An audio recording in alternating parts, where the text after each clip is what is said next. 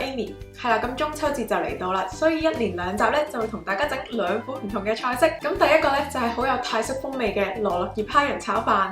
第二個菜式咧就係呢個勁香嘅咖喱牛腩配呢個千層酥餅。咁今集咧我哋就嚟同大家整一個簡單少少嘅羅勒葉蝦仁炒飯先。咁呢一個炒飯咧，全程煮嘅過程咧，你都係會不斷聞到好香嘅味道啦。包括係炸蝦仁嘅時候嘅香味啦，而啲飯咧都係充滿咗羅勒葉嘅香味。咁呢個炒飯咧真係又快又香又好味嘅。做法咧係好簡單嘅啫，大概20至30分鐘內咧一定可以整完噶啦。好啦，咁我哋即刻開始啦。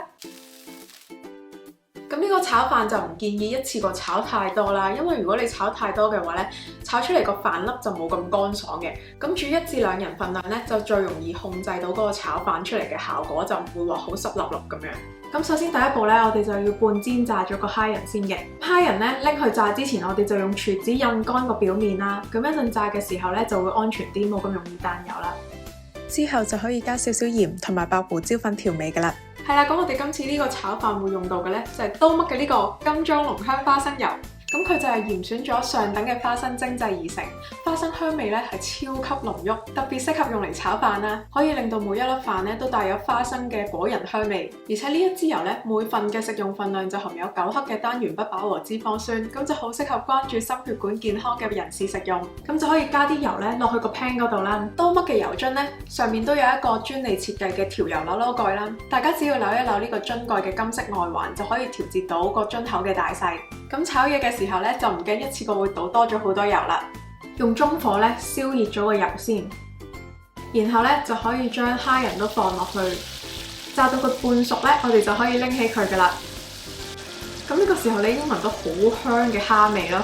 下一步咧，我哋就可以準備個冷飯。咁呢一個冷飯就可以前1日煮定啦，然之後放落雪櫃咧雪凍佢。咁第2日咧就可以直接拎出嚟炒飯噶啦。咁為咗等個飯咧可以每一粒都有蛋漿包住咧，咁喺炒飯之前咧，我哋先將2隻蛋打落去個冷飯嗰度，然後咧撈勻晒佢。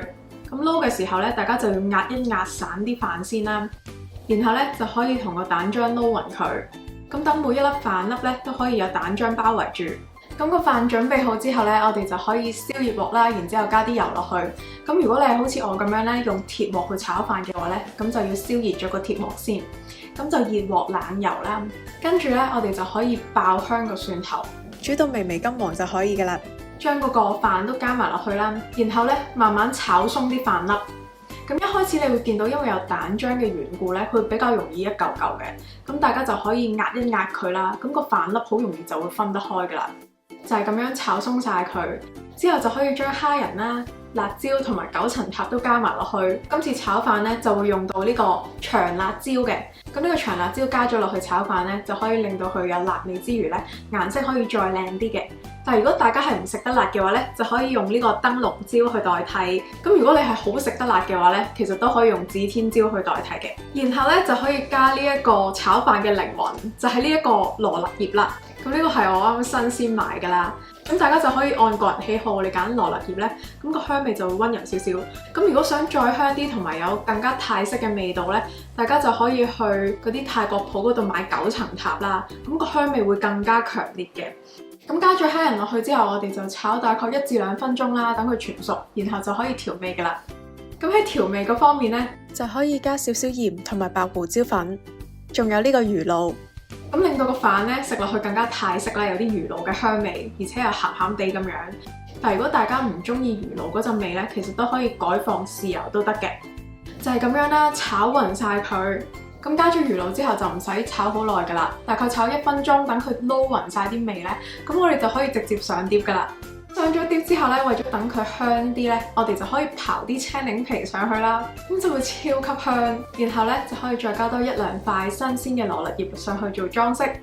係啦，咁話咁快咧，我哋今次呢個羅勒葉蝦仁炒飯就完成啦。好啦，咁我就唔客氣啦。佢聞落去咧真係超香啦，因為我哋有羅勒葉嘅香味之餘咧，仲有青檸皮嘅香味。試緊炒飯先。每一啖炒飯咧，你都見到係俾蛋漿包圍住啦，然之後有炸香咗嘅蒜片，同埋啱啱新鮮磨嘅青檸皮，勁香，超級香。個魚露咧同呢個炒飯係真係好夾。我形容呢個係好清新嘅一個炒飯啦。同埋大家如果係夏天炒嚟食嘅話咧，可以再擠少少青檸汁落去啦，咁食落去咧會更加清新嘅。同埋雖然我加咗嗰個長辣椒啦，但個炒飯都唔會好辣咯。同埋蒜片真係好香，每一啖都有蒜頭嘅香味。係啦，咁今次呢條片咧就嚟到呢度啦，希望大家會中意今次嘅分享。